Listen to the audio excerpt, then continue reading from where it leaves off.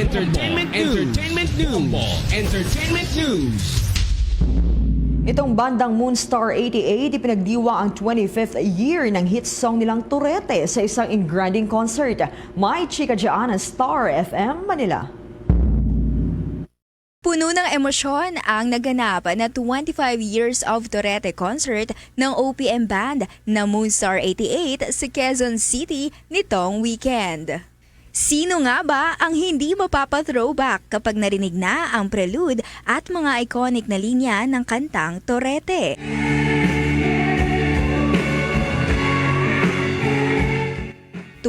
years na nga ang hit OPM track na mula sa Moonstar 88, sa banda rin nagmula ang popular OPM songs na Migraine at Sulat. Tampok sa concert ang Metro Manila Concert Orchestra na nagbigay ng kakaibang areglo sa Turete at sa iba pa nilang awitin, at bahagi rin ng collaboration si Jonathan Cruz.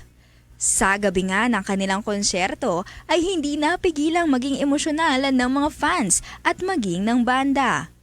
Sa exclusive backstage interview ng Star FM Manila sa Moonstar 88, masayang ibinahagi ng banda ang kanilang nararamdaman sa tuwing tinutugtog nila ang hit song nilang Turete. Nagpasalamat rin ang Moonstar 88 sa mga patuloy na sumusuporta sa kanila kahit ilang taon pa ang lumipas. Speechless sobrang overwhelming and ang hirap i-describe kasi ang saya Very grateful. Salamat. Cloud9 talaga, sobra. Super happy kami kasi alam mo yun, marami silang pwedeng ibang gawin pero they decided to go here. So maraming salamat. Tinatanong sa akin ng mga tao yan na parang, 10,000 shows na tapos 10,000 mo na kinanta yung Turete. Hindi ka ba nagsasawa? The answer is no.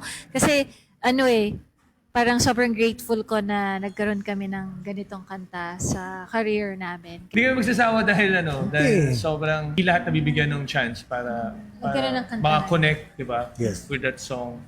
Ang Moonstar 88 25 Years of Turete concert nga ay layong ipagdiwang ang walang hanggang legacy ng Turete, isang awiting bahagi na ng Pinoy romantic nostalgia.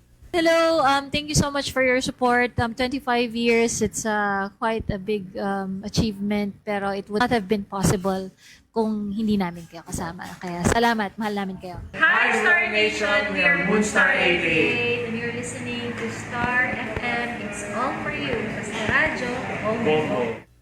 At iyan ang report mula sa Star FM Manila, nag-uulat Star DJ Ivana Darna para sa #1 and most trusted radio network in the country, Bombo Radio Philippines. Basta Radyo, Bombo!